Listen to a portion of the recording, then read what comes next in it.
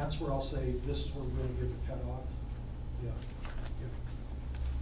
So, okay, so we finished off here. We were talking about getting information across the membrane, and we were finished off with IP3, secondary messenger signal transduction pathways. And thematically, it's very similar to the adenylate cyclase cyclic AMP pathway. There's a receptor, there's a set of G proteins. It turns out it's a different set of G proteins with the adenylate cyclase cyclic AMP pathway. That is a GS G protein. Is that important? Yes. It's a different catalytic enzyme here. With this pathway, it's phospholipase C, and with the other pathway, it's adenylate cyclase, but it's a receptor G protein catalytic enzyme scheme. Very similar, leading to the generation of second messengers in the interior of the cell, telling that cell what to do, when to do it, and how much to do. And so this IP3, this is called inositol triphosphate, DAG, it's diacylglycerol, another word for diglyceride, and calcium. These are all considered secondary messengers in the interior of that cell, turning some processes on, some processes off. So that cell will be doing what out here, this ligand that could not cross that membrane, that's the first messenger. It's telling the cell to do all these cellular actions. And it has to go through this pathway to get that signal across so that cell will do what it's supposed to do. Now there's many different ligands that utilize this. Norepinephrine and epinephrine utilize this scheme, but it's via adrenergic, alpha adrenergic receptors. We're going to see that there's alpha adrenergic receptors, there's beta adrenergic receptors. It's important to know right now that alpha adrenergic receptors utilize this IP3 signal transduction pathway, but beta adrenergic receptors, you saw this on the previous slide, utilize the adenylate cyclase cyclic AMP pathway. So the same messengers, norepinephrine and epinephrine, you're going to see that the for example, in smooth muscle, activation of this IP3 pathway can cause smooth muscle constriction in some beds. Activation of the adenylate cyclase pathway cause smooth muscle relaxation. Think about that. The same signaling molecules, norepinephrine and epinephrine, can cause some smooth muscles to contract, some smooth muscles to relax. Wow. That seems to be cross messages. Nope, it goes back to that not all tissues have all receptors. So some tissues you're going to see have a lot of the alpha adrenergic receptors, and some tissues are going to have a lot of, and there's a variety of beta adrenergic receptors. We're going to see an example. I don't know if we'll get to it on Thursday. No, we won't. But for example, in your gut smooth muscle tends to have a lot of beta-2 adrenergic receptors, but the blood vessels supplying the gut smooth muscle tend to have a lot of alpha-1s. So during periods of sympathetic stimulation, when epinephrine and norepinephrine are being released and discharged, respectively, because you have different receptors in very close proximity, you're going to have arterioles vasoconstricting, reducing blood flow to the gut, and at the same time the gut, smooth muscle, relaxing. And think about that. If you begin to exercise, do you want digestion and blood flow to the gut to be going on at a high level? No, you want that blood to be going to the exercising muscle. And this is one of the responses that happens very quickly during exercise. You start diverting blood flow from some organs to help supply blood flow to the exercising muscle. And so think about it. So sympathetics turn on, norepinephrine is being discharged from sympathetic neurons, and epinephrine is being released into the bloodstream. Guess what? The motility of your gut goes down. Smooth muscle relaxation. And blood flow to the gut, because of arterial vasoconstriction, goes down. Just what you would want. Same signal, norepinephrine and epinephrine, but having two quite distinct actions on smooth muscle, different smooth muscle beds. Why? Different receptors in those different smooth muscle beds. So this once again is how the body tends to do more with less. One signal, two completely different responses in different tissues because of different receptors there. Yes?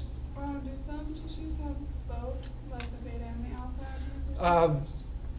Yeah, do some tissues have both beta and alpha? It's kind of a balance. You tend to have a prevalence of one and a very low amount of the other, or the other. Now there are some things that happen when one has trauma and you have damaged tissue. There are several different syndromes where the tissue, for whatever reason, during the healing response, gets it wrong and flips them around, and that leads to some ongoing problems. There's probably a couple of you in here have heard about complex regional pain syndrome. That's one of the reasons. Normally the body, it's very, very smart. It has a predominance of one because it doesn't want to fight itself. And largely it doesn't. It doesn't. But so it has a lot more of one than the other, and in another tissue it's just the opposite. But there are some important clinical pathologies where either during a disease-like condition or during trauma, the genes can be turned on incorrectly. And once again, these receptors are proteins. You turn on the wrong genes at the wrong time, make the wrong protein, the tissue now is not functioning normally. You have a pathophysiologic problem. You have pathophysiology instead of physiology. Yeah. But normally the body doesn't fight itself. It's really good about that in a normal circumstance.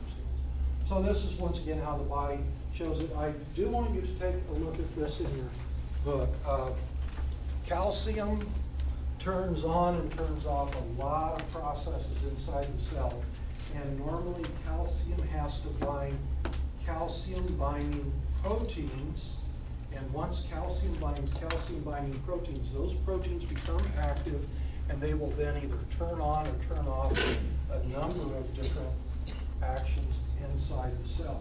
One of the very most common calcium binding proteins is calmodulin. Calcium will bind to calmodulin, and it activates calmodulin, and then that can in turn activate a whole number of protein kinases. And protein kinases phosphorylate things.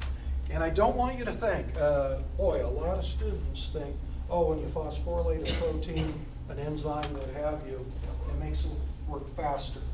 No. Maybe for 2/3 of the proteins that I know that can be phosphorylated, they will activate the protein in about 2/3 of the cases, but there are entirely other sets of proteins that phosphorylation will inactivate. So don't just get in your head that phosphorylation speeds things up, and that's kind of what a lot of people, I think I probably thought that. It just depends. Some proteins, it increases their activation, other ones it turns them right off. Okay? But the bottom line is, the phosphorylation that occurs is regulating the activity of the protein. So that phosphorylation is definitely regulatory.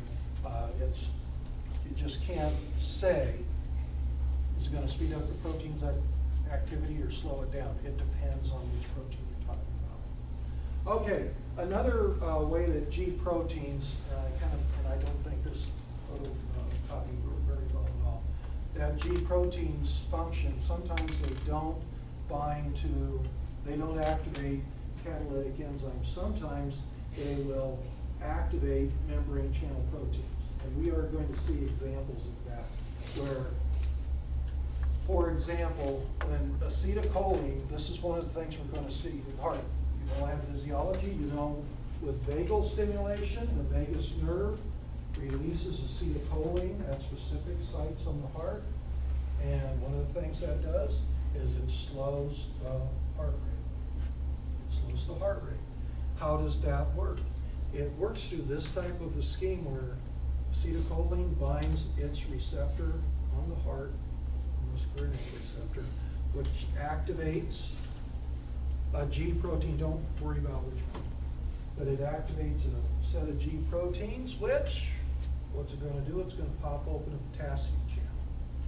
And we're going to see, hopefully a little bit later today, what the results of when you open potassium channel, what that does.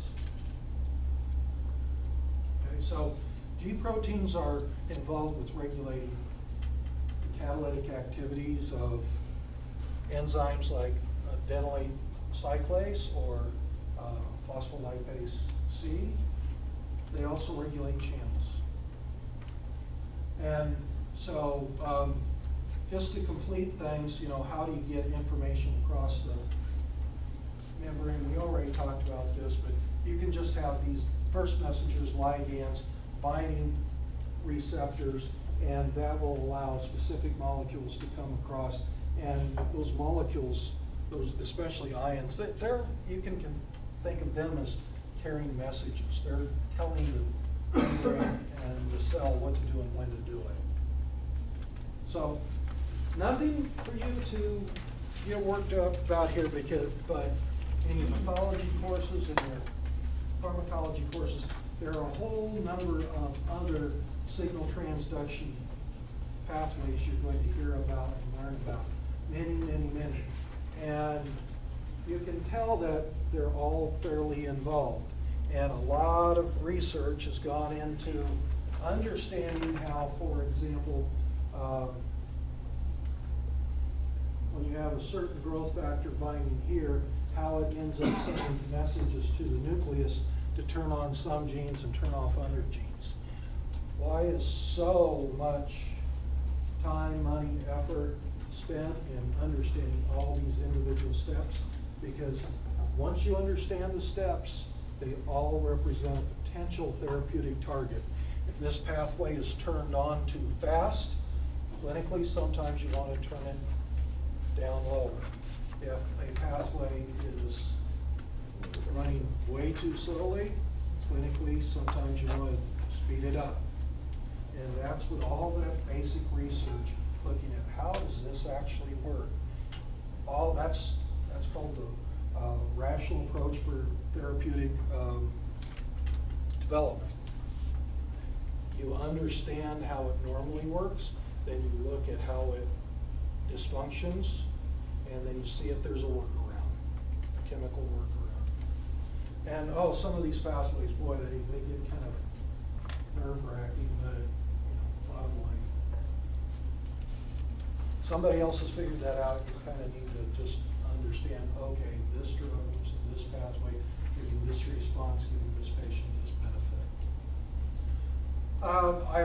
I just put this in to remind you, here we've just been talking a lot about with water-soluble first messenger molecules that can't cross the membrane. You need that membrane signal transduction. But at the start, I mentioned to you that there's a whole number of lipid-soluble mediators that they can go right across that plasma membrane and engage receptors that either reside in the cytosol or in the nucleus, and it's the messenger receptor combination that can bind different transcription response elements in genes and either turn those genes on or turn those genes off, leading to the cellular response.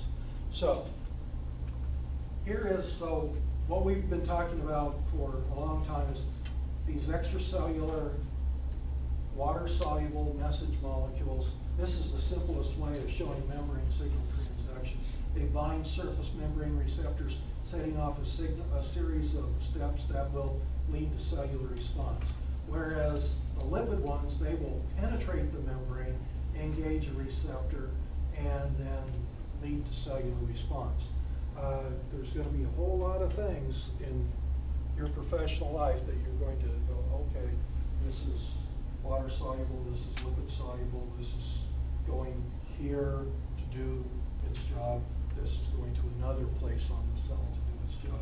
So just kind of lay these things out. Now this is a table that at one point, wow, I would have loved if somebody would have worked this out for me. Now this edition, well, previous edition of this book has a modified version of this.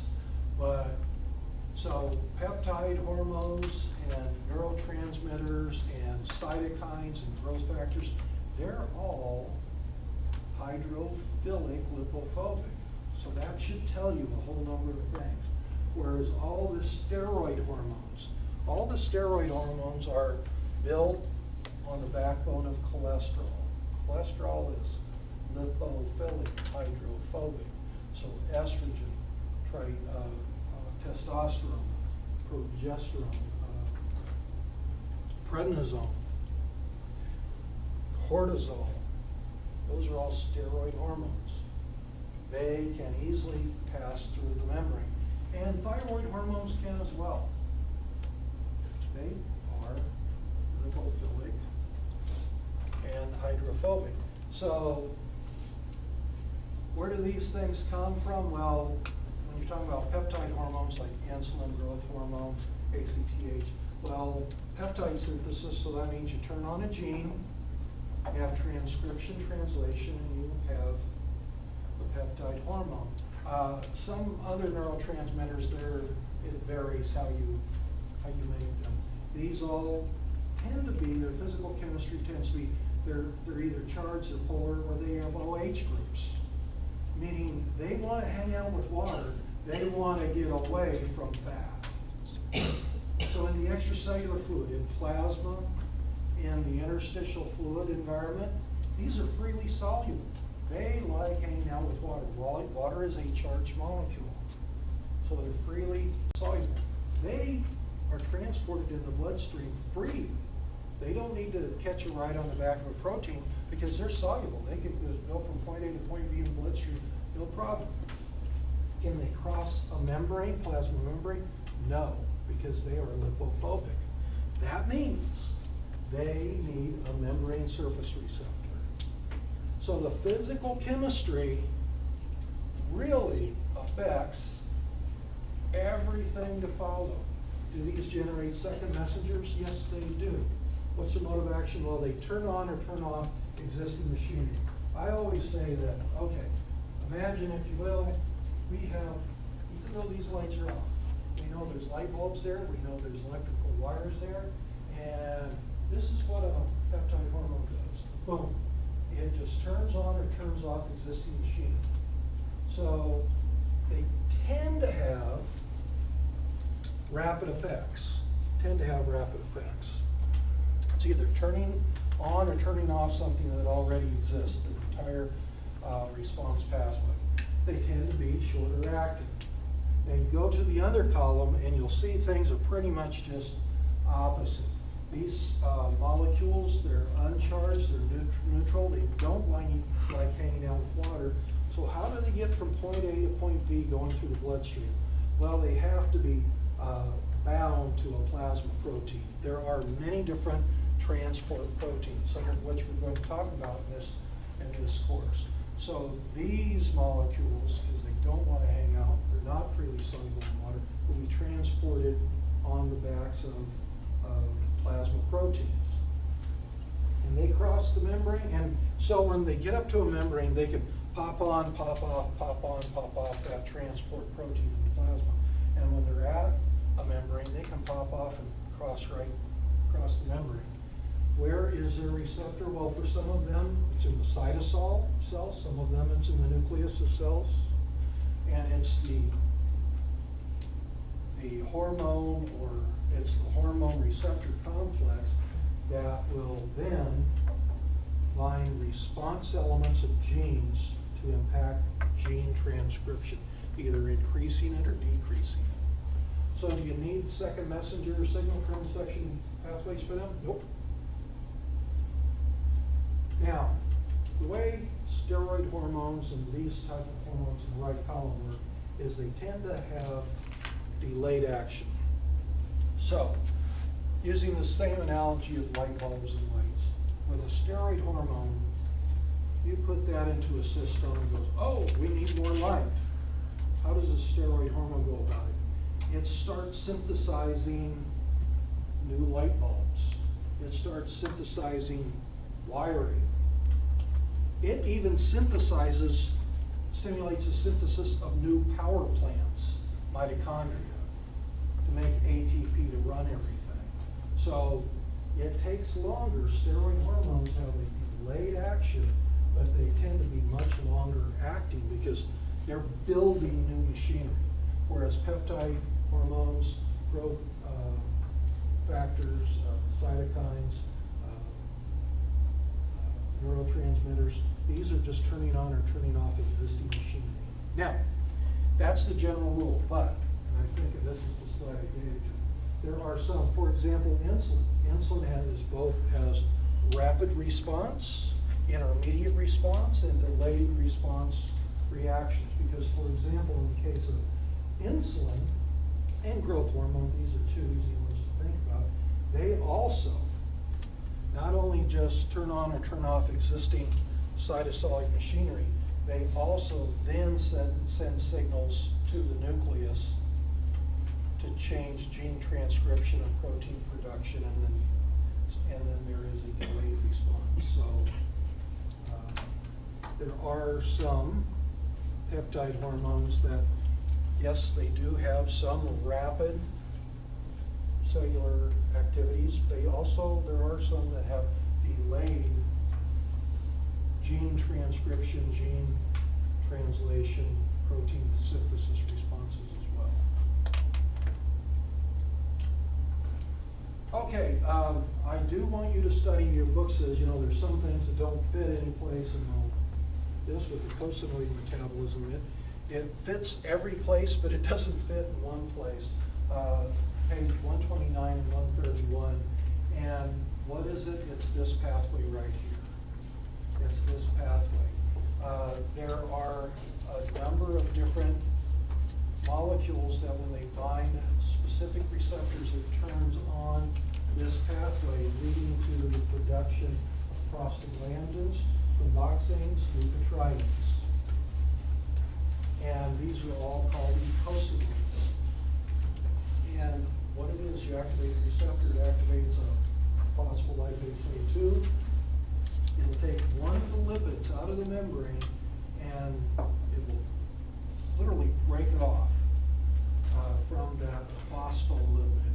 So this is a phospholipid. It breaks off one of the two fatty acids, and it's usually the number 2 fatty acid, which is arachidonic acid.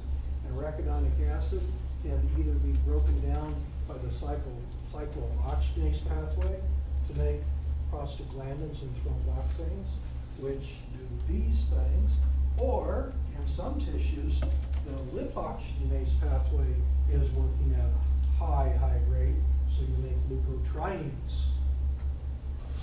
Well, what I want you to take a look at is there's a very commonly prescribed drug. It's the one I was talking about last week that I was prescribed that inhibits this. This is an enzyme. So that drug I was taking sets off a series of reactions that inhibits that enzyme, and then therefore decreases the production of everything downstream. There are many drugs that inhibit this pathway right here. And you've heard about NSAIDs, non-steroidal anti-inflammatory drugs. These are COX inhibitors. And COX, the gene for So I want you to look there and go, where on the scheme does aspirin work? Where does ibuprofen work? There are drugs right over here, and I talked about, when I was just showing you how I tend to draw pictures of things, I showed you an asthma, and also now it's used for chronic bronchitis. Well, it's used for COPD, a little bit more general. That one of the things it does is it inhibits lip oxygenase, so you don't make leukotrienes. And leukotrienes is one of the things that in a person who is prone to asthmatic attacks, leukotriene production causes this base inflammatory process in bronchial smooth muscle. So that muscle is just ready to be triggered into bronchospasm. So there are drugs that inhibit production of leukotrienes, inhibit that. So this will some way somehow be part of Thursday's quiz, along with the previous material.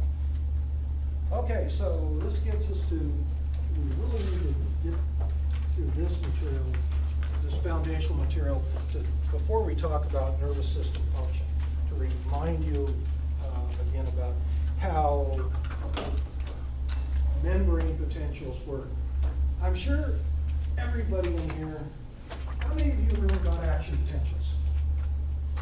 Raise your hand. How about graded potentials?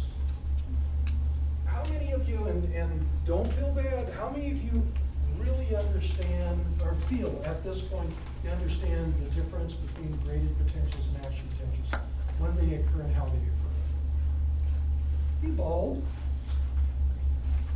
One? Okay. This is not unusual. This is not unusual. So here's what I want to get to. Every one of you have heard about this thing called equilibrium potential, right? Anybody want to venture in? Yeah, and I'm kind of asking for a response. Why do we worry about equilibrium potential? What does equilibrium potential tell us? Anybody want to save the rest of your crew? Yes? Well, that's like what a resting membrane potential is at all, most times. So a membrane has to deviate so far from the equilibrium in order for a graded or an action potential to start or occur. She's circled around everything, and so that's good. That's good. So we have a resting membrane potential, right? And that equilibrium potential is the linkage between that resting membrane potential and what you talked about, the change that occurs with the graded potential and the change that occurs with the action potential.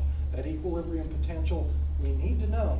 What does equilibrium potential tell us? It tells us when we open up membrane channels for that ion, does the membrane become electropositive or electronegative compared to its resting state? That was good. I'm pretty impressed with that.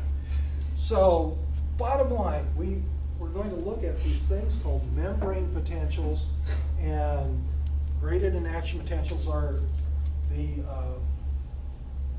just a couple of those. So I used to do pre-quizzes with people, and the phrase membrane potential caused anxiety over the years in about 40% of the students I taught, whether it was medical students or dental students.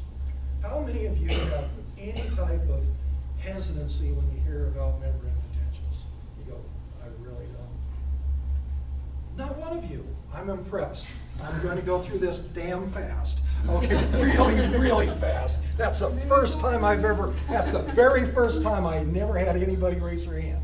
So we're going to fly, no, we're not going to fly through it. But a membrane potential is simply an electrical gradient.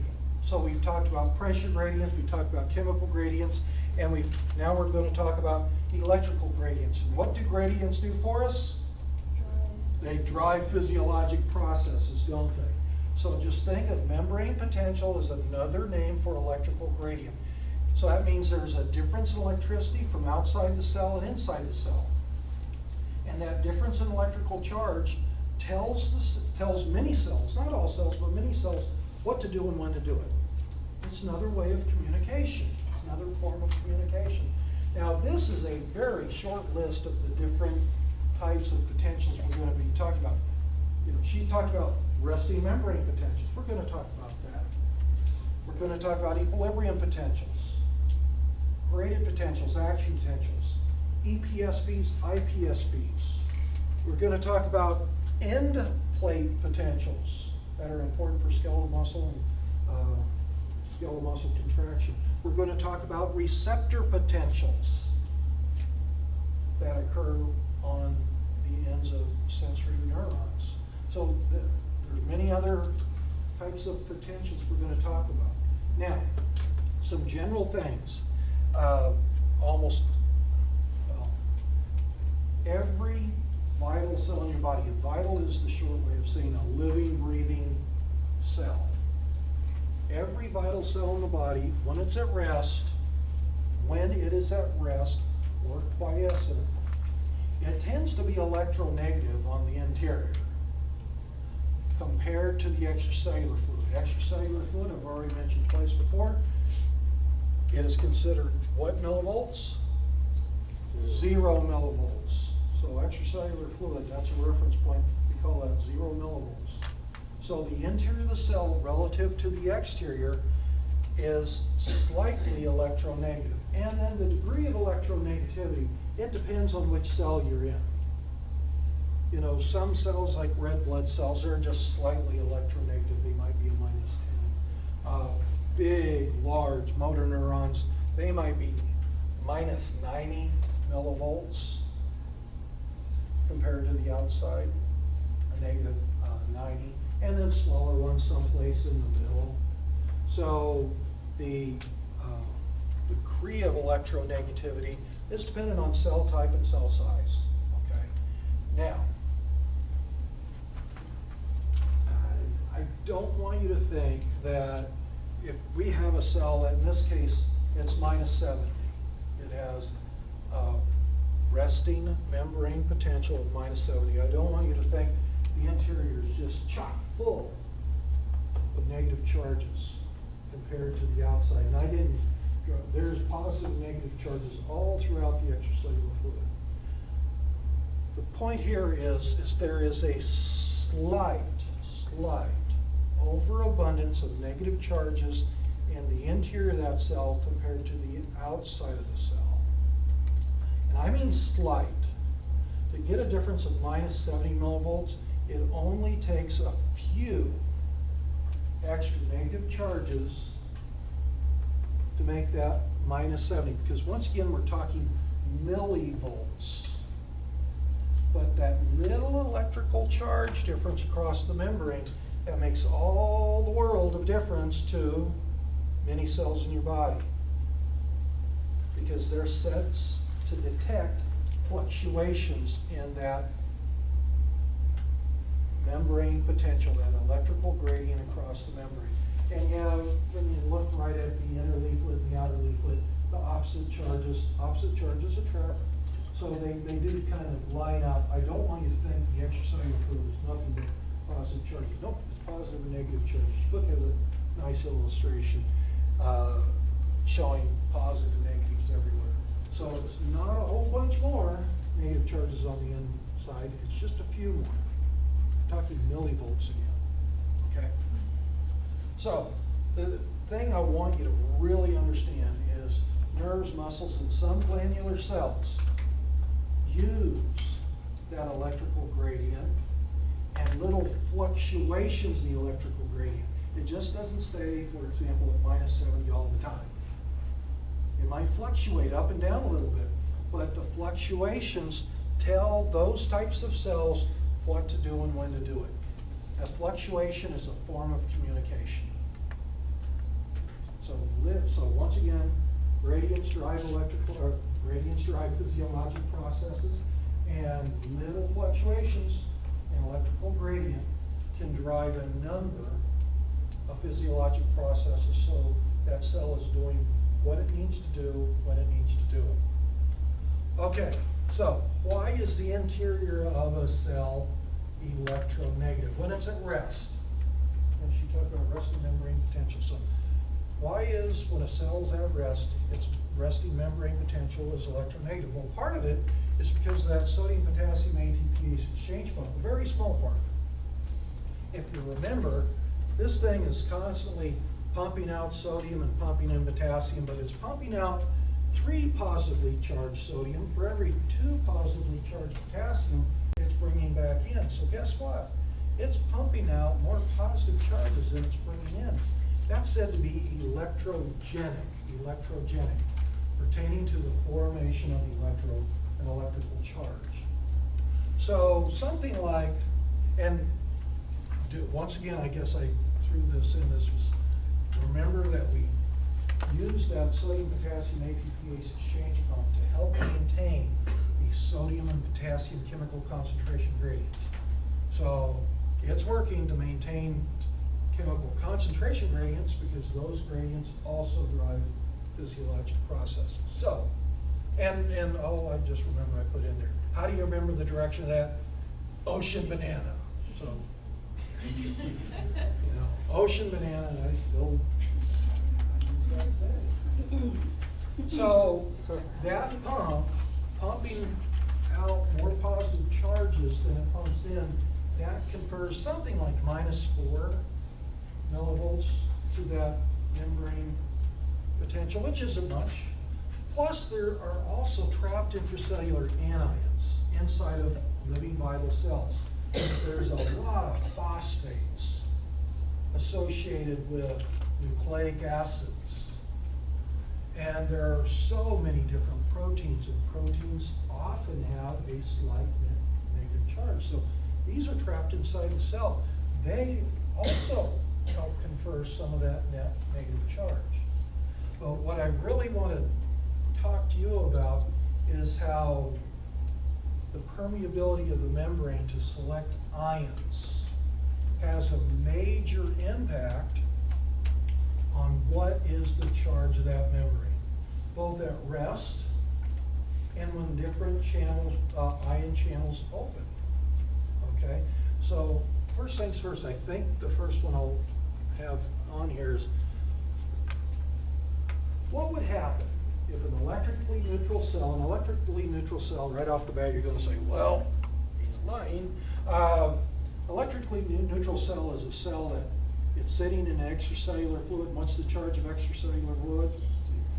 0. What if, and we can do this on the lab bench, we can make the interior of that cell 0. Yep, you know that in a living vital cell, it's normally what? Negative, right. So, but let's say we have an electrically neutral cell, 0 outside, 0 inside. What would happen to the charge of that cell, the charge of the interior of that cell, if we suddenly made the membrane permeable to potassium? What would happen if we suddenly made the membrane permeable to sodium, and sodium only? So we're going to see a lot of things when potassium channels open and sodium channels open, things like that. What does that do to the electrical charge? Now, this is starting to get into equilibrium potential, which in the past with other students, not you guys, that caused some people to be a little bit uncomfortable.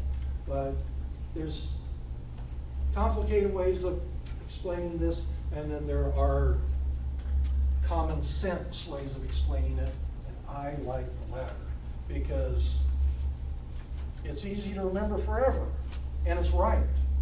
It's not complete, but it's right. So let's look at what would happen if we have just a cell just minding its own business, sitting in a bath, and it's electrically neutral, and we suddenly open potassium channels, okay?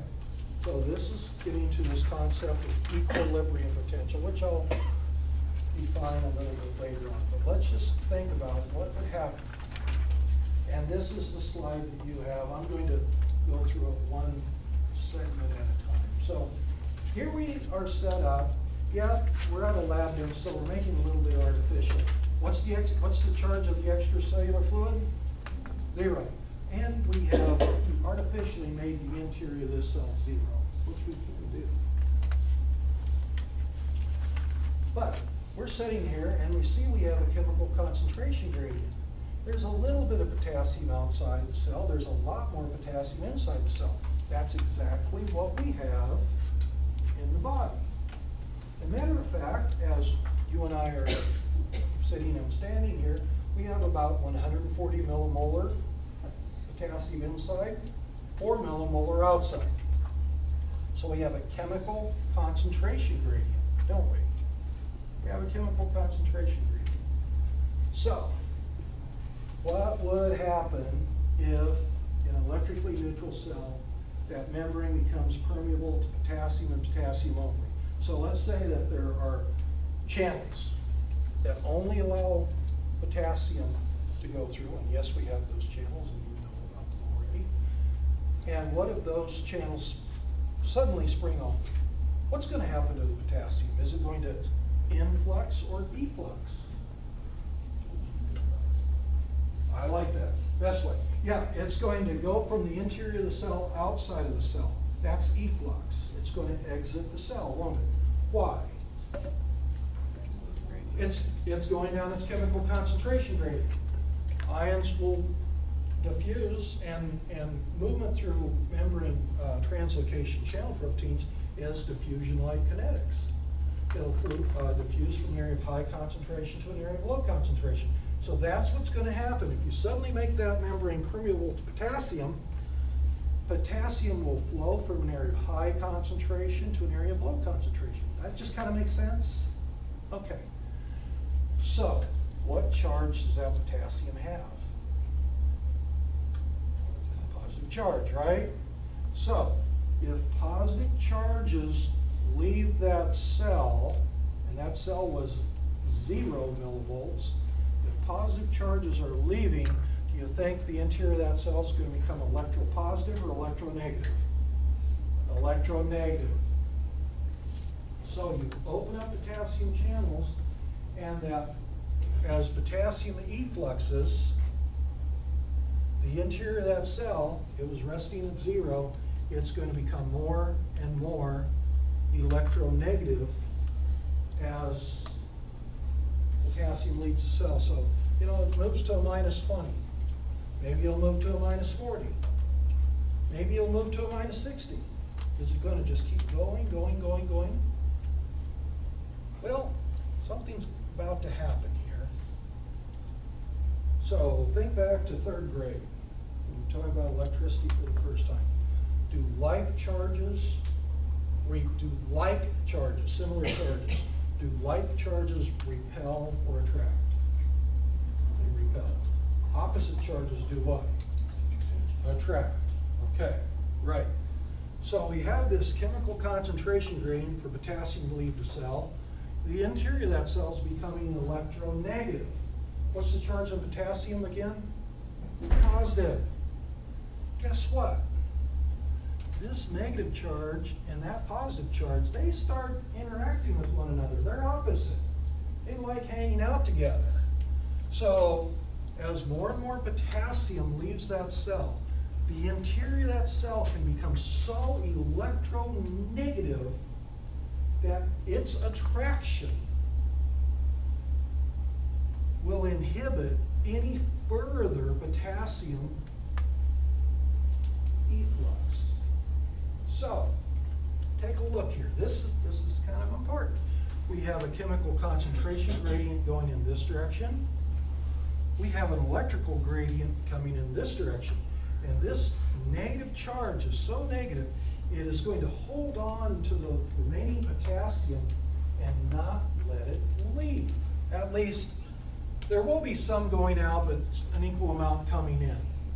So the bottom line, there is an equilibrium point where the outward chemical concentration gradient for potassium is equal to, but opposite of, the electrical gradient of that cell. So there is this equilibration point, and it's totally dependent on these membrane potentials. And you know, you might think, oh boy, carloads of potassium are leaving. Once again, we're talking about millivolts.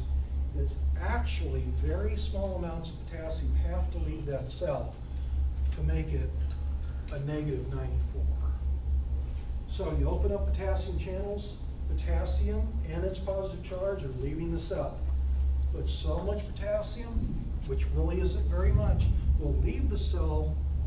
It makes that interior so electronegative that opposite charges attract, and all of a sudden, no more, even though you still have a chemical concentration gradient, no more net potassium is going to leave the cell. Okay? Now, if I were to have started it up there at top, it would have been 140.0001. And now it's 140.000. That's how literally how little potassium had to move. So very little, right? That's an equilibrium point. That is called the equilibrium potential for potassium. Equilibrium potential for potassium, yeah, you can read this. That is when the chemical concentration gradient for potassium is equal to, but opposite of, the electrical gradient across that membrane. So, you've got the concentration gradient pushing that way, you've got the equilibrium potential pulling this way, and they come to a standstill, an equilibrium point. So at this point, we can have all the potassium channels open, and they can remain open, but that cell's going to rest at minus 94. That's its equilibrium point. And since this is a charge, charges are called potentials, that would be called the equilibrium potential. So what does an equilibrium potential of minus 94 for potassium tell you? It tells you that when you open up potassium channels, the membrane is going to race toward, it might not make it all the way there, but it's going to race toward minus 94. So if you have a cell resting at a minus 30 and you open up those potassium channels, what's it going to do? It's going to race toward minus 94. It's not going to go to 104, 120, nope. It can't go past the equilibrium point. Is that what happens when it hyperpolarizes? Is that what happens? Okay, so with hyperpolarization, you go beyond, the resting membrane potential. And that's usually due to several other things going on. But the return back from hyperpolarization to resting membrane potential, returning, it goes both ways. If you have a cell that hyperpolarizes to, let's say, a negative 105, this actually works in the opposite direction and gets it closer to negative 94. So this is a stabilization point, isn't it? Okay, let's do the same thing for sodium. So here our chemical concentration gradients are in the opposite direction. We have 150 for sodium outside the cell, 15 for sodium inside the cell. So if we open up sodium channels, what happens? We have sodium influx or efflux? Influx, I agree. So sodium's going to influx. Sodium is carrying what kind of charge? Positive charge. So since it is letting positive charges come into the cell, is that cell going to become electronegative or electropositive? Electropositive. You don't need to do some really scary equations. Just think of this logically. And more and more and more sodium comes in. And we can make the interior of the cell so electropositive and say it's plus 61. And we have this 150 to 15, this 10-fold chemical concentration gradient. This is the equilibrium point where, yes, we still have a chemical concentration gradient favoring the movement of sodium from the outside to the inside, but the interior of that cell is now electropositive. Sodium is electropositive. Like charges do what? Repel. That's right. So bottom line, we now have an equal but opposite electrical gradient across that membrane that is going to resist the further movement of positively charged sodium across the membrane. And when we have this chemical concentration gradient, that equilibrium point is plus 61. So, with this physiologic chemical concentration gradient, so the equilibrium point is very much dependent on that chemical concentration. So, when we have physiological amounts of sodium outside and inside the cell, what does this tell us? When sodium channels open, the membrane potential is going to race toward the equilibrium potential for sodium, which is plus 61.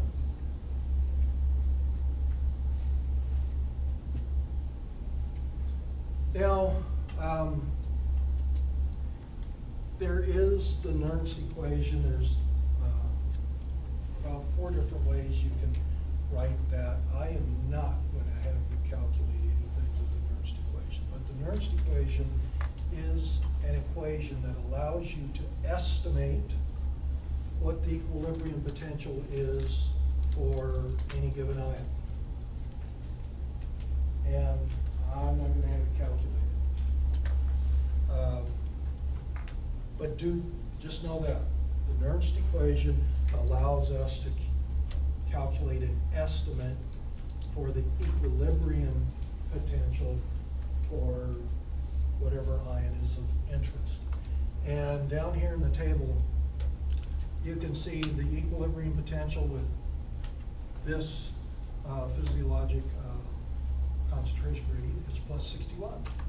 So you open up sodium channels, the membrane races toward plus 61. You open up potassium channels, the membrane races toward minus 94. Chloride, your book in a couple of different places. There's a lot more chloride outside the cell than inside the cell. So that's your chemical concentration gradient. I want you to think through chloride. And don't worry so much about the magnitude of the number.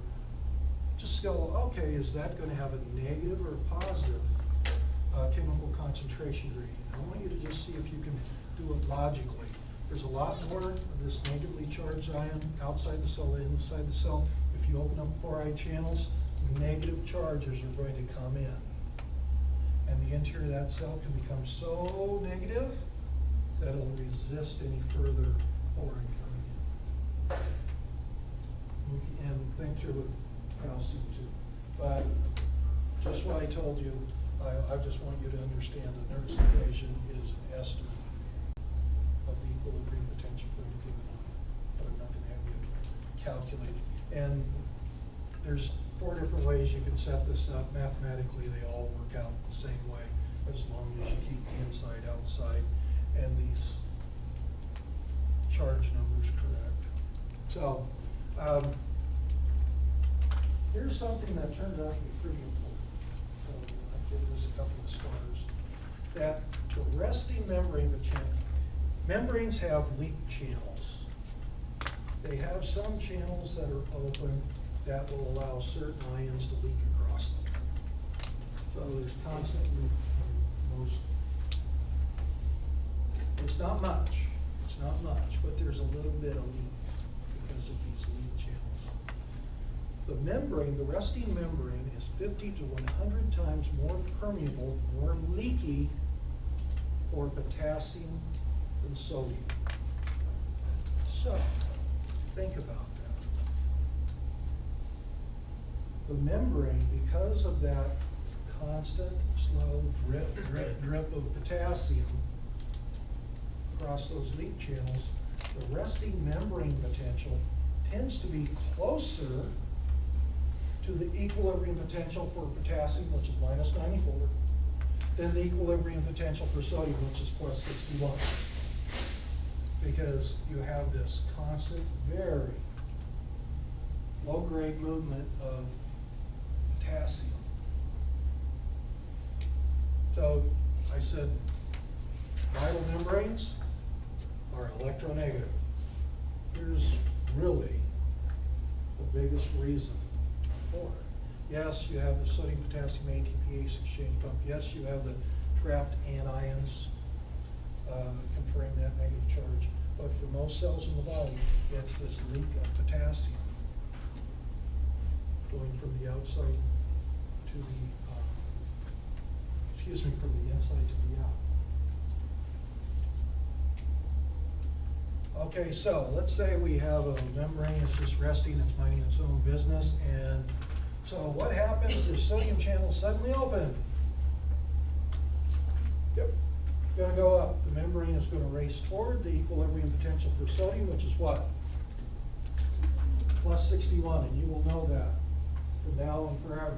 There are certain drugs that you will give that either block or open sodium channels.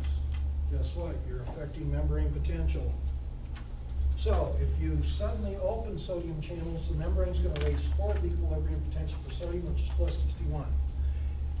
It might not get all the way there. They might close before that, but that's the direction it's going to go. If they do stay open, guess what? It doesn't go past. Sodium in and of itself can't go past because that's its ceiling.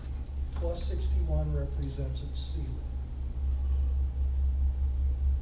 Okay, so what happens if potassium channels suddenly spring open? Membrane potential goes down. It's going to race toward the equilibrium potential for potassium, which is what? Minus 94. Might not get all the way there, but that's the direction it's going. That's why you worry about equilibrium potential. It tells you what's going to happen to membrane charge if you open different ion channels. It's going to go up or go down. That's all. That's all. And it tells you the extent of the movement. So what would happen if potassium channels suddenly open, but only stay open briefly? Boom. They don't go all the way down. And there are numerous, and we're not really going to spend much time talking about, there are numerous processes that get things back to normal. Yeah, the sodium potassium ATPase exchange pump plays a role, but there are many other things as well. So those potassium channels were open, and then they closed, and then reverted back to the resting membrane potential. So this gets us to, we're at least going to get started here with gradient potentials and action potentials, and these are little electrical blips, little changes in the charge across the membrane. These occur in excitable membranes. Excitable membranes are just membranes that have ion channels that will open and close to impact electrical charge across the membrane. That's it. You have specific channels that will open and close, causing changes in electrical potential across the membrane. So let's get through some terminology. So this hatch line, we're measuring the membrane potential of the resting cell. It's resting at a minus 70. So minus 70 is the resting membrane potential for that cell. And your book has an illustration very much like this. So anytime you see that line go up, that's called depolarization. Now this cell at rest is said to be polarized. What's the charge outside of the cell? 0. And the interior of that cell was minus 70. So that's a difference in charge. So, you know, liberals and conservatives have very real differences in how they think the country and we should all work and behave and things we ought to do.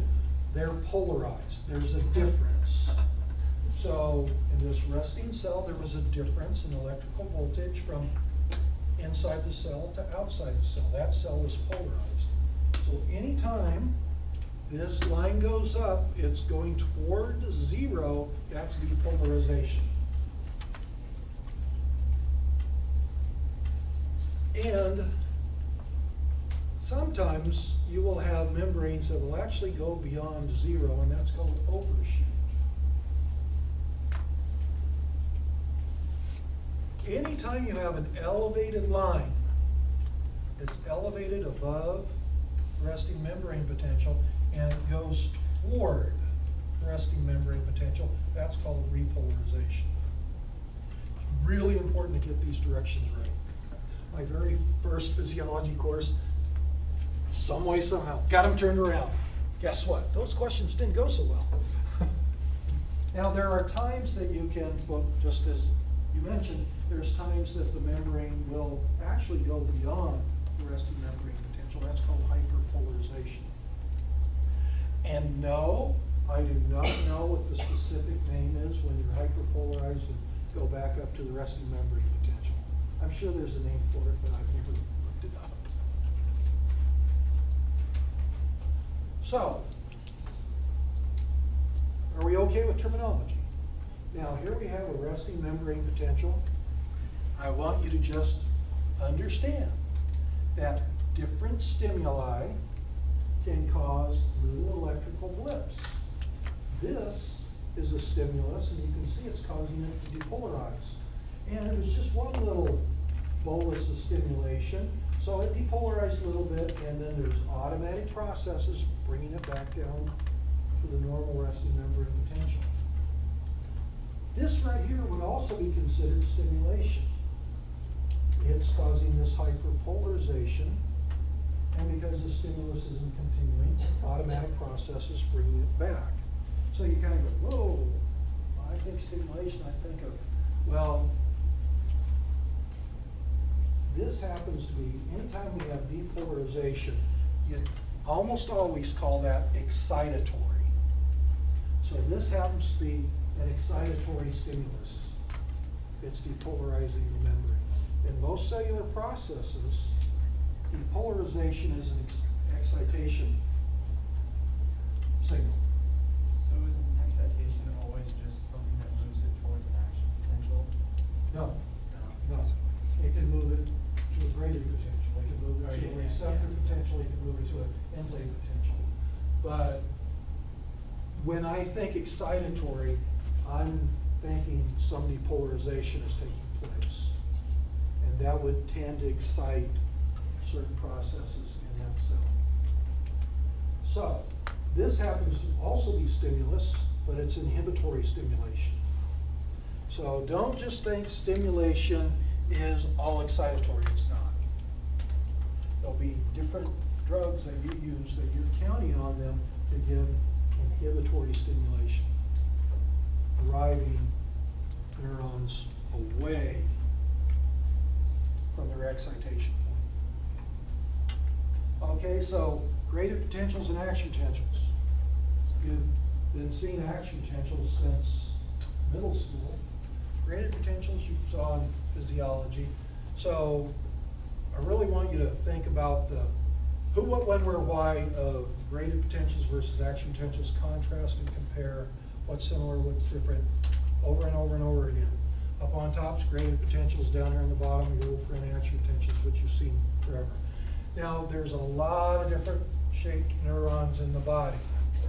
We're going to just basically look at this guy right here and use it as a model of looking at all these things. But we're going to see, okay, we have dendrites and cell bodies up here, but in this sensory neuron, these are actually sensory receptors up here. And we're going to see graded potentials up here, graded potentials up here, action potentials down here, action potentials down here.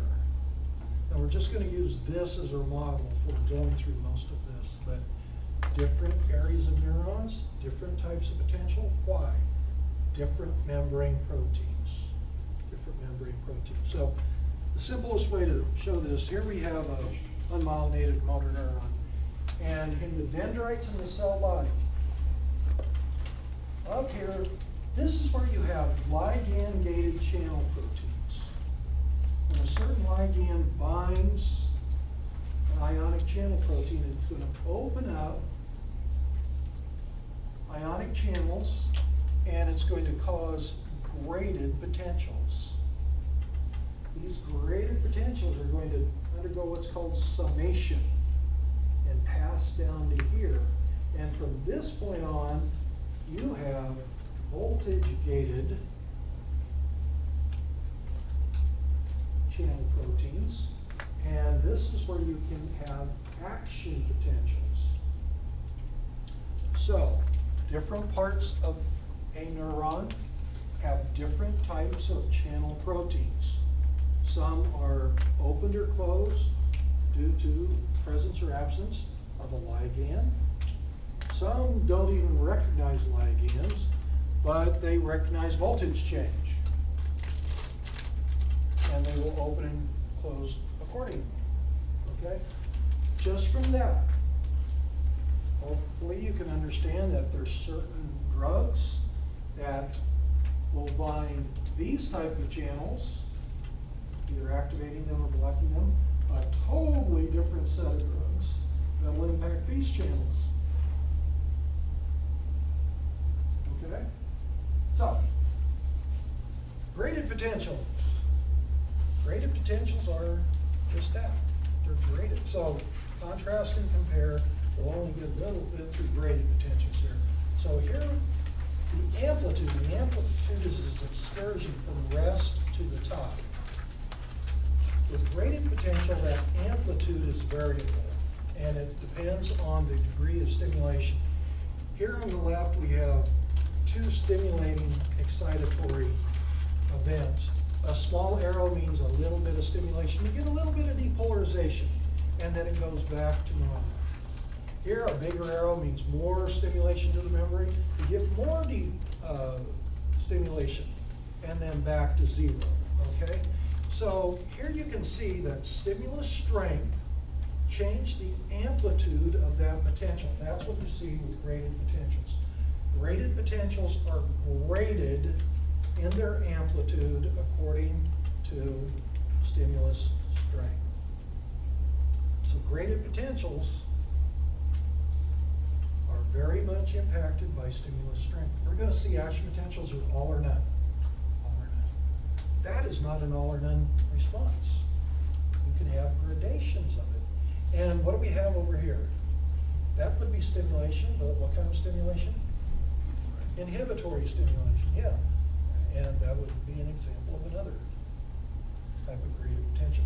Now, another property of graded potentials is, once again, graded potentials, and there's a lot of different types of graded potentials in the body.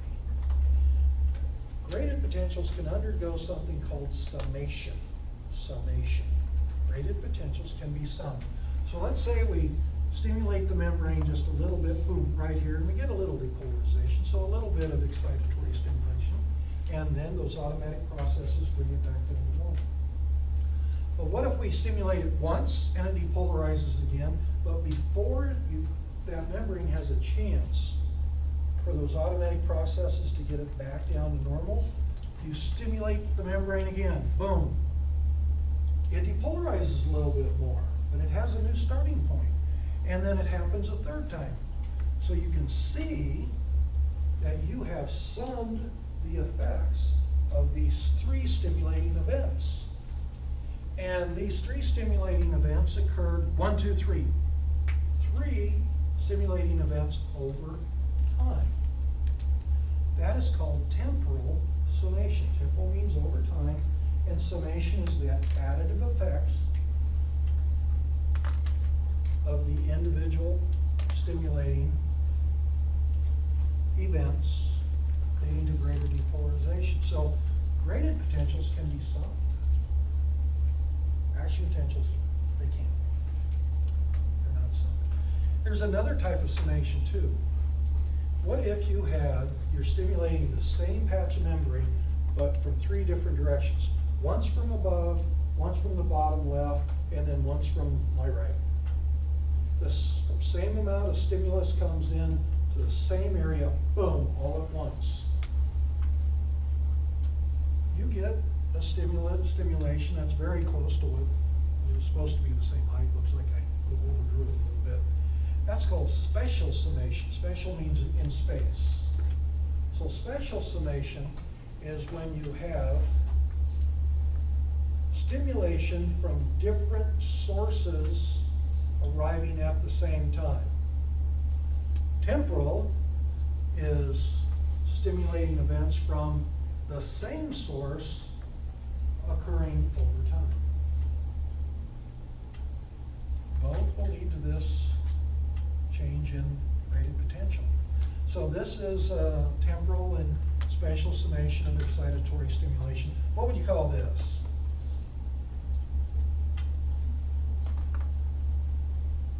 Is that temporal or spatial? I call that temporal. Would that be stimulation? Yeah. Is that excitatory or is that inhibitory? I'd call that, yes, I would call that spatial summation of some type of inhibitory stimulus. Kind of make sense? A little bit? Okay. Last thing we'll talk about is these graded potentials tend to be local events. They don't spread a long distance across the membrane. So let's say we stimulate the membrane right here, and that causes that membrane to depolarize a little bit, right at that site.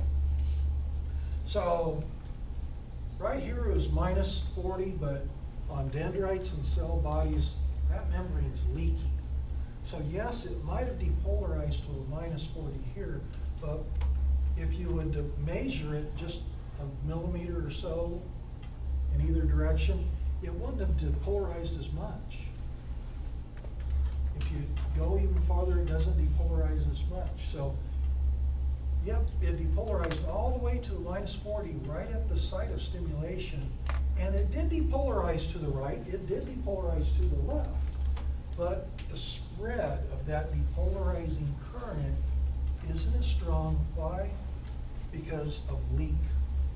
So graded potentials, the areas of neurons that have graded potentials, you need to, it doesn't pass long distances with graded potentials because it's happening in the areas of membrane that's leaky. So graded potentials tend to be local events. And last thing, so graded potentials are stimulated by ligand-gated channels. Well, this is one way. There's other ways of stimulating graded potentials, but ligand-gated channels and graded potentials, I want you to understand, those go together. Those go together. It's not voltage-gated channels, it's ligand-gated channels. So, I will see you on Thursday, and let's talk about when we can get together and do an overexam dissection. For those of you who want to do it, okay? It's not totally optional. What is your Friday look like in the morning? Friday in the morning? I can do it Friday morning. I'm loaded Friday afternoon, but Friday morning I can do it. Would Friday morning work for you guys? I was getting up another early morning because some people like have to go back on the weekend for some other activity or something. Then that way we're not staying around to do it. On Friday.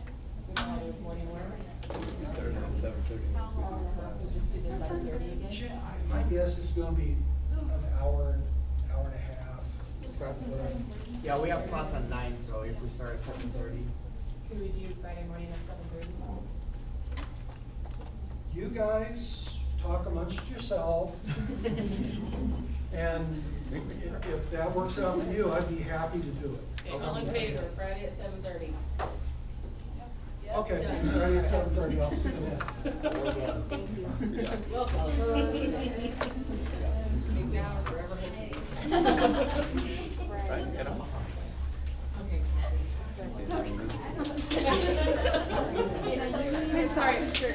I love that. I was gonna do one of these. I cannot give myself a bite because I see them You've asked actually a very, very. Oh, That's a heck of a good question. What I would want you to know is from the rest of the memory, not from social. It goes back to closes, right? There is a